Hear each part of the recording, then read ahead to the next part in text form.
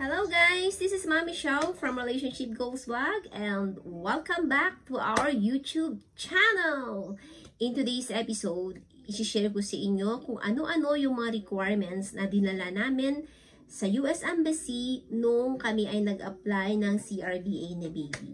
So kung ikaw isa kang mommy na binabalak mo din mag-apply for CRBA ng iyong anak, this video is right for you. And disclaimer lamang po, hindi po ako affiliate ng any agencies, hindi rin po ako lawyer or hindi rin po ako expert. Ang aking isi-share ay base lamang po sa experience ko nung kami ay nag-apply ng CRBA ng aking baby. So without further ado, let's get started.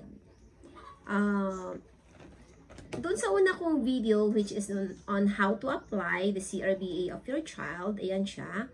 Bali, kung paano lang mag-apply ng eCRBA yung video na yon. So, this time, i-share ko sa inyo kung ano-ano yung mga requirements na pwede nyong dalhin or dinala namin it works for us noong nagpa-CRBA kami kay baby. So, una po namin ginawa is gumawa of course ako ng front page ng aking mga requirements. So, these are the requirements na kailangan mong i-provide pag ikaw ay nag-a-apply ng CRBA. 2 pieces, 2x2 visa picture for the applicant and parent. Both parent dapat meron. Tagto 2 pieces. 2 pieces kay applicant, 2 pieces din kay mom and dad. So, next is the PSA or original certificate. Pinapaalala ko lang po, hindi po pwede yung galing sa munisipyo, yung kulay green. Ang kinakailangan po nila is yung authenticated na PSA birth certificate ng iyong child. And number 3 is the original evidence of parents' US citizenship. Ang ginamit po namin is yung US passport ni fiancé at saka yung kanyang birth certificate. Tapos, valid ID of non-US citizen parent. Ang ginamit din po namin is yung aking passport at saka yung UMID. So, magdala po kayo ng dalawa. 2 valid IDs. And number 5 is yung evidence of physical presence in the United States no US citizen parent. Ang ginamit naman po namin is yung W-2 form at saka income tax return. Number 6, yung evidence of parents' location of the time of conception. So, ito yung ebidensya na kayo ay magkasama ng iyong partner nung nagawa si baby. And ang ginamit namin is yung passport na may stamp, nandito siya sa Pilipinas, at saka yung kanyang itinerary, hotel bookings, yun yung mga ginamit namin na evidence. At yung number 7 is yung evidence of mother's pregnancy. Kinakailangan lahat ng mga record ninyo nung kayo ay nagbubuntis, i-compile nyo lahat yun. Yung pregnancy pictures, dapat meron kayong pregnancy pictures, pregnancy book, ultrasound or sonography, or they called sonograph, medical laboratory, medical certificate, prenatal check-up, hospital record, and baby book or yung immunization record ni baby. So, lahat ng yon, isi-xerox nyo lahat yon and idadala nyo din yung original copies. Kasi, hahanapin nila yung original and at the same time, hihingin din nila yung photocopies. And number 8 is evidence of parents' relationship before the pregnancy. So, ito yung proof of relationship ninyo ng iyong fiancé. Pictures together, chat and video call logs. Kung kayo naman ay kasal, you can provide also the marriage certificate. Tapos, yung growing up photos of the applicant from birth to present, kailangan yung i-provide yon. So, ang ginawa namin, mula nung pagkapanganak ko kay baby from the hospital, meron siyang tig-isang picture. Nung ipinanganak ko siya, meron siyang picture na nandoon siya sa may recovery room. Tapos, hawak-hawak ko na siya nung nandoon na kami sa may room. Tapos, every month na siya. Kasi, nag-apply kami ng CRBA ni baby is 4 months. So, 4 pictures, but in that picture, marami akong kinuha. At least 4 pictures din every month yung kinuha ko. Sorry, magulo si baby kasi gising na siya, walang mag-aalaga. So, naglalaro naman. And then, number 10 is yung legitimation of evidence. Or, ang pre-provide namin dito is yung employment record ni fiancé, tsaka yung W-2 forms niya. And of course, course, the Form DS 2029. Yung Form DS 2029 is ito yung paper-based application. Kung kayo ay nag-apply ng paper-based, kinakailangan nyo mag-fill up ng Form DS 2029. Pero kung ang pag-a-apply ninyo is yung ECRBA, which is yun ginawa namin, mas madali siya. Mag-fill up lang kayo ng inyong or magsa-sign up, mag-create lang kayo ng inyong account sa mytravel.gov. So, ayan, meron akong fan dyan. Meron akong video for that, kung paano kami nag-apply ng ECRBA. You can just check this out. And then, yung Form DS 5507, ito yung Declaration of Support ni baby. Kailangan yung fill upan yan, 5507. Nag-provide kayo ng Form DS 5507 at saka Form DS 11. Ito naman yung application of passport ni baby. So, pagkatapos kasi ng CRBA ninyo, pag natapos na siya, tatanungin din kayo ng consul kung gusto nyong mag-apply na ng passport ni baby minsanan. So, sasabihin nyo lang yes. Tapos, mag-fill up lang kayo ng DS11. Kung kasama nyo si fiancé na pupunta doon sa, or kasama nyo yung partner ninyo, yung husband ninyo, or wife, basta kasama nyo si US citizen parent na pumunta sa application or sa appearance ng inyong baby, hindi nyo na kinakailangang ipanotarize yung DS11. Pero, kapag hindi nyo sa kasama, kailangan ipapanotarize ninyo. And hindi siya pwede dito inotarize. Dapat sa US siya ipapanotarize. The same thing yung DS5507. Ipapanotarize din ito kung hindi kasama si fiancé or yung partner ninyo sa appearance ng inyong baby during the CRBA appointment. So, ganito yung itsura ng DS5507. So, ito yung DS5053 na kailangan ninyong ipanotarize. Ito yung issuance of US passport. Bali, ito siya. Ibig sabihin nito, pumapayag si partner na pagawa nyo ng passport si baby. Ganyan, ipapanotarize ninyo siya doon sa US, tapos ipapadala sa inyo kung wala si fiancé ninyo during the interview. Hey Paige, what are you doing? I'm sorry. Tapos, ito naman yung, ayan siya, okay? So, kailangan ninyong inauthorize to. DS5507, ito naman yung DS5507, which is kinakailangan nyo ring ipanauthorize kasi ito yung support, parang affidavit of support ng inyong fiancé sa inyo. So, meron siyang 2, 3, 4 pages. Yung last page, doon magna-notarize yung attorney doon sa US na ina-acknowledge ng US citizen parent yung support niya doon sa child ninyo. Doon kasi sa case namin, wala si hubby noong nag-apply kami ng CRBA. Ako lang yung nagpunta sa may US Embassy.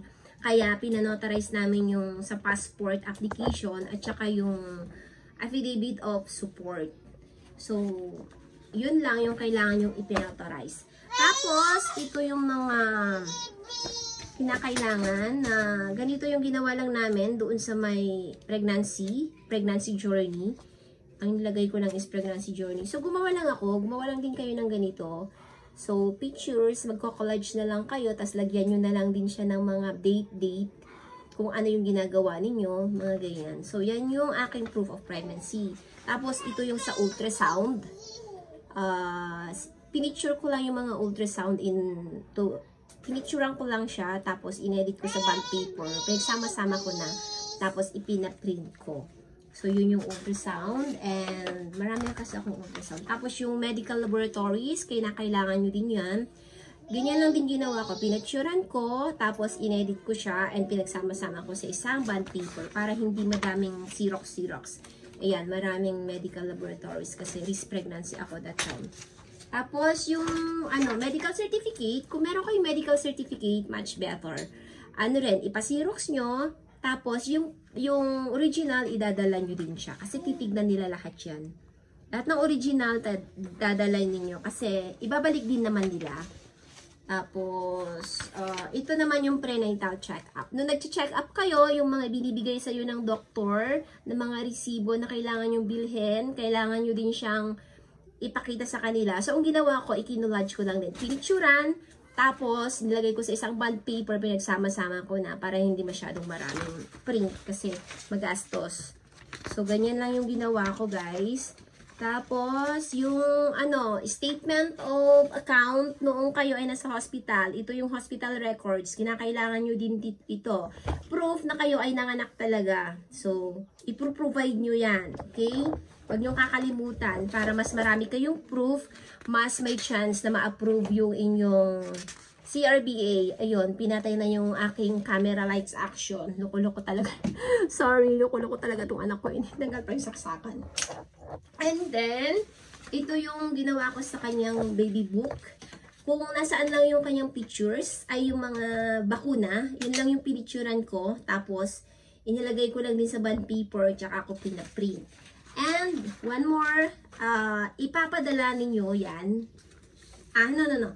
Kumbaga, idadala nyo lahat yung originals kasi kukunin na yung photocopy tsaka yung originals. Yung photocopy sa kanila na, tapos yung originals ibabalik sa inyo.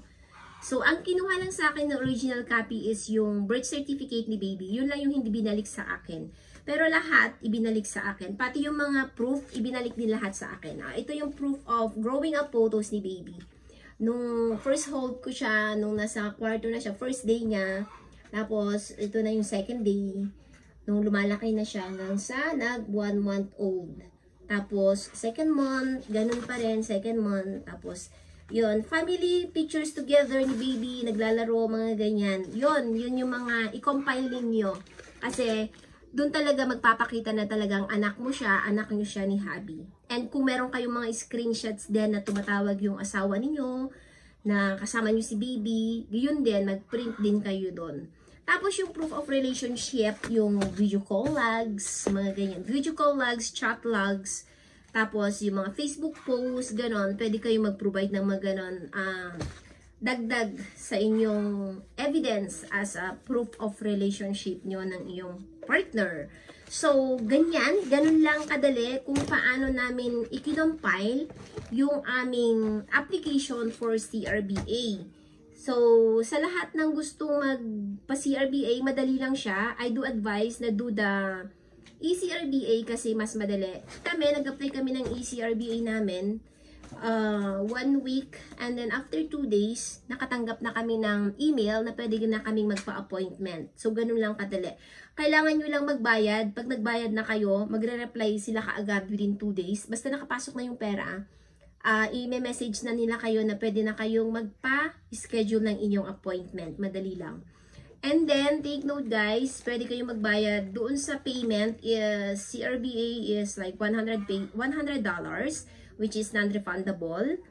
Tapos, pag nandun na kayo sa US Embassy, sa appearance niyo, hindi nyo na kinakailangan magbayad. Ang kinakailangan nyo na lang bayaran sa may US Embassy is yung passport kung mag-a-apply kayo ng passport ni baby. So, sabi nila noon, it took 6 to 8 weeks lumabas yung passport tsaka yung CRBA. That as, yung passport, it took us only 4 weeks na receive na namin yung kanyang passport. Pero yung CRBA so far wala pa. We're still waiting. So, nag-apply kami ng June.